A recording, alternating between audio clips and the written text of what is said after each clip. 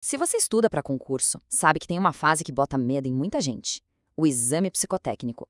Mas olha, essa etapa não precisa ser um bicho de sete cabeças. Hoje, a gente vai desvendar as regras do jogo que protegem quem está prestando o concurso e garantem que o processo seja justo. Vamos lá? Pois é, a grande questão que fica no ar é justamente essa, né?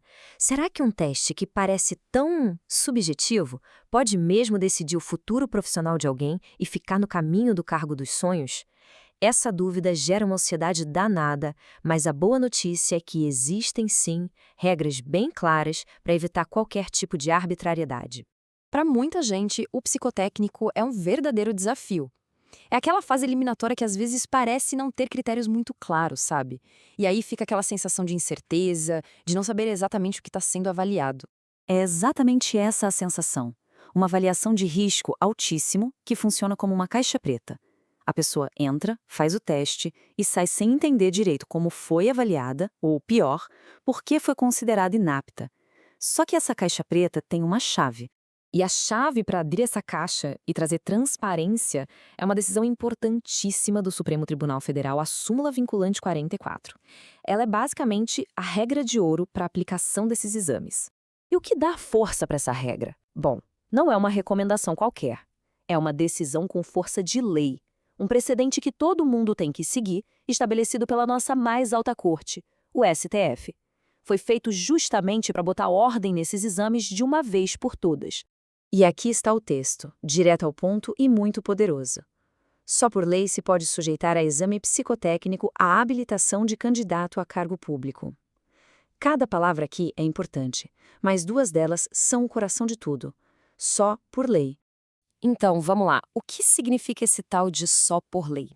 Significa que a exigência do psicotécnico não pode vir de uma portaria, de uma resolução, ou aparecer só no edital do concurso. Não. Ela precisa estar escrita numa lei formal, uma lei aprovada pelo Poder Legislativo. Essa é a primeira e a mais importante de todas as garantias. A partir dessa regra de ouro, a validade de um exame psicotécnico se apoia em três pilares essenciais. Se faltar um deles, a coisa toda pode desmoronar. Vamos ver quais são. Aqui estão eles, os três pilares. Primeiro, a previsão em lei, que a gente acabou de ver. Segundo, a exigência também tem que estar bem clara lá no edital. E terceiro, e isso aqui é fundamental para quem está prestando a prova, a avaliação precisa seguir critérios objetivos. Mas por que essa insistência na objetividade? Pensa bem, é ela que permite que o resultado seja questionado na justiça. Sem critérios claros que todo mundo possa conhecer, como é que alguém vai se defender ou provar que uma avaliação foi injusta? A objetividade é o que garante o direito de recorrer.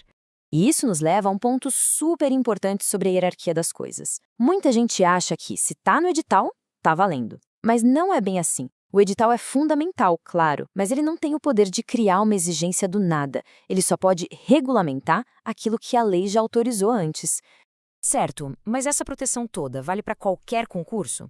A resposta é sim, e o alcance dessa súmula é bem maior do que muita gente pensa. A súmula vinculante 44 não se limita aos cargos civis tradicionais. A própria jurisprudência do STF já deixou claro que ela se aplica também às carreiras militares e aos concursos de empresas estatais, como as sociedades de economia mista. A regra é a mesma para todo mundo. Ok, a regra existe, a gente já entendeu, mas e se ela for desrespeitada? O que acontece se um exame não seguir esses pilares e for considerado inválido? A consequência é muito clara. Se um exame é anulado, por exemplo, por falta de critérios objetivos, a pessoa não é simplesmente eliminada. O que acontece é que a administração pública é obrigada a realizar uma nova avaliação, só que dessa vez com critérios claros e objetivos para que a pessoa possa continuar no processo seletivo. Em outras palavras, a decisão de um tribunal garante que um teste mal feito não seja um ponto final na jornada de quem está se dedicando ao concurso. A anulação não elimina, ela corrige o erro e dá uma nova chance, de forma justa, para que a pessoa continue na disputa pela vaga. E isso tudo nos deixa com uma reflexão final, né?